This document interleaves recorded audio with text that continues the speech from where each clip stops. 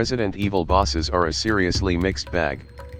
While some are nigh on impossible to beat, others seemingly go down in the blink of an eye.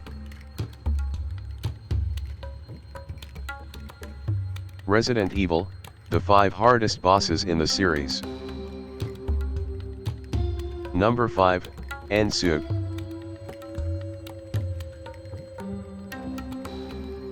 Ensug has the look going for him, and his size certainly makes him feel epic.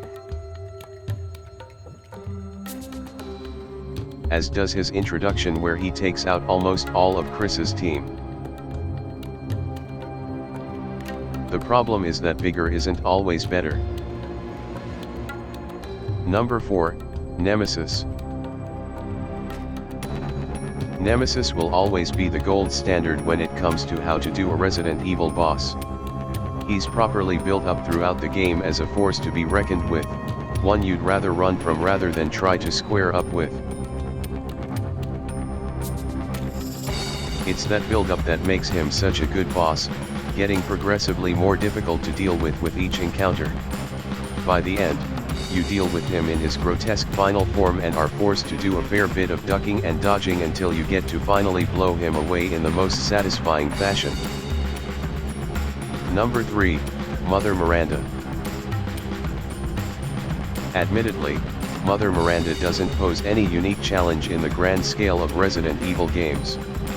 There is the regular task of resource management and avoiding her sweeping attacks, but there's nothing especially unfair about Miranda.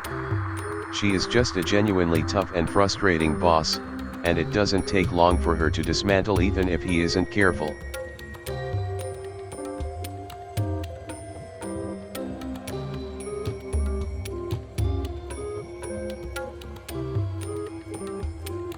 She can take a lot of damage too, and she spends much of the fight flying through the air with her black angelic wings.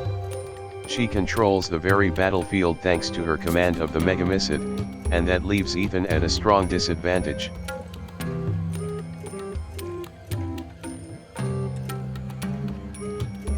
Number 2, Evelyn. Resident Evil 7 was such a nice return to the roots that made the series great, washing away the stink of the action fest that was 6 right away. It even seemed like they were going to avoid their stereotypical end boss until Evelyn had to rear her ugly head.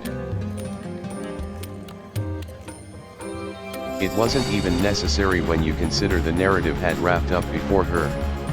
Unfortunately, you got to get the big shooty gun battle in, and that's all she is. You just shoot her in the face until she dies. Number 1, Derek Simmons. Now, the word hard doesn't always necessarily mean good, as the fight against Derek Simmons was about as good as the entirety of Resident Evil 6.